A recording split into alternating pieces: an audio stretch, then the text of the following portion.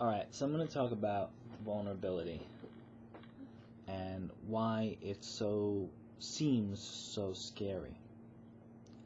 I think the reason that it seems so scary is because I think there's an overestimation of the potential pain that can be felt as a result of somebody else saying something.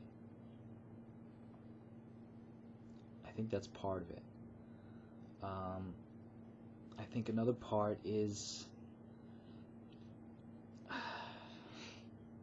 just thinking, hold on a second. Do do do do do do do do do do do do do do do. Anyway, anybody can only make you feel bad about yourself about things that you already feel bad about yourself for. I'll try to put that in English. If there's certain qualities about yourself that you don't like,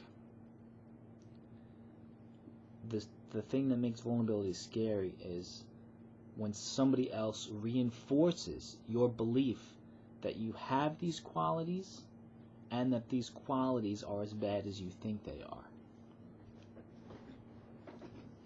Alright. So that is what makes it so scary. And also, if somebody points out these qualities in front of other people, that can potentially be very embarrassing. So first thing I would recommend is getting an idea. Sorry, I look like I do that all the time, but getting an idea of what these qualities might be.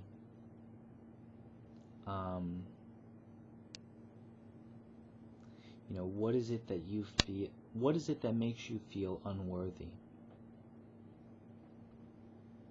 Because if you feel worthy, if you feel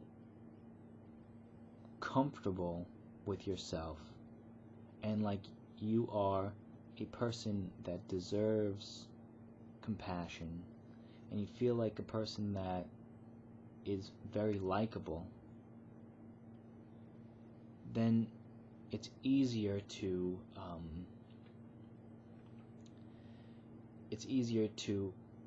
roll with the punches, like I was trying to make up some kind of analogy or metaphor or something, but it didn't really quite work, so I'm gonna go a different direction.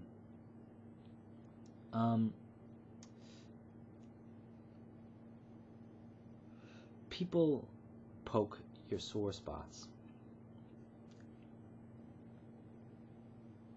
So okay, let me think.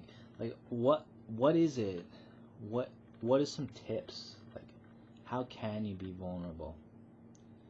Well, first you have to be vulnerable by yourself, with yourself. And even that's hard, which is funny. It's so funny how that is, because like even if you're alone, maybe you have a camera, or maybe you have no camera, and maybe you have a recording device of some kind, and even if you're just alone completely, and you're listening to music that you're embarrassed that you like, or you're acting really silly in a way that you wouldn't approve of, sometimes it's even hard, even when you're completely alone, to even allow yourself to play in that way or to do that kind of thing, to allow that kind of behavior to exist in you. Like for me, I would be afraid of my behavior seeming feminine. This is Brooklyn, New York, right? I mean, I don't live in any rough areas, but when you're walking around, the people that I knew, growing up, were very quick to pick apart people if they saw them as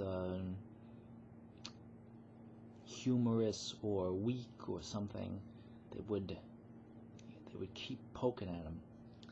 So that made me fall in line and not step on anyone's toes and not express myself. Never appear emotional or feminine. Like even just liking something a lot. Like if I'm just like, yeah, that can be made to be like, oh. So I don't know if you know what I'm talking about. I'm talking in like code. Sorry. But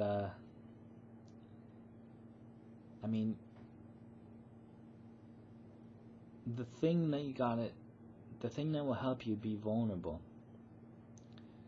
which is why I still recommend the meditation that I talked about in my previous video, is you just gotta realize that what everybody is doing is so lame. I mean, that's the best way to put it. Everybody is acting lame because it's just acceptable to act lame. And people around, I think, I don't know, it's clear as day to me. I think, you just look around and you see a lot of people just, well, I do anyway, a lot of people just being so reserved and so uncomfortable. And to just be, when you just conceive of how awesome it would be to just be vibrant and, wow, like, just be excited and just enjoy, just be emotional and loving. And when you just see it in your mind's eye, even if you're not that way right now, and you just see it, you're just like, oh, wow. What a cool way to be. That's how I was anyway. What a cool way to be. And then for me, my own concept of what is cool or awesome, I keep using cool or awesome or pleasurable or interesting to me. My own concept, I put above everyone else's concept. I'm like, your cool is pretty lame. Like to these people, what is cool in society? This whole fake or tough, or to me that's so lame. It's so much cooler to be like carefree and fun and happy. And now, but I know you say, oh, John, have you watched some of your past videos? Yes, I know, but that's what I thought was cool, or that's what I was focusing on at the time. Sadness, depression, and cynicism, and just not giving a shit, and fuck everything. To me, that's what I considered to be valuable. I don't know why, but that's how I wanted to be. And I just realized that being vibrant is so much better. And now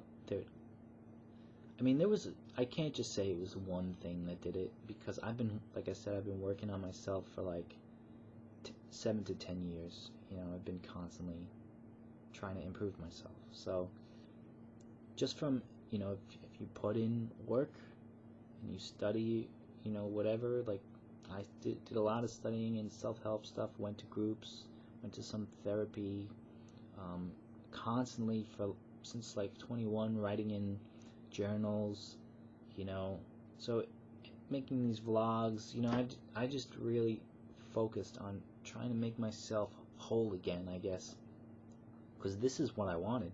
This is where I wanted to be from day one. But with variations, and I would try to my goals would change, but frequently this was where I wanted to be, a similar attitude to the one that I have now. And I think that's because it's the most authentic me, and I knew I wasn't being authentic all this time. Until, like, I think about like 2014, probably mid 2014, I completely gave up on changing. But it's funny because just when I hit rock bottom and I didn't really want anything to do with this life and I just didn't have any direction or anything, I just turned towards love. I just looked at love and just looked at how beautiful it was, and my shell just burst into a million pieces. And I honestly can't say how it happened. I can only give you a tip of like the last thing that happened. Alright, rambling on and on. Alright, see ya.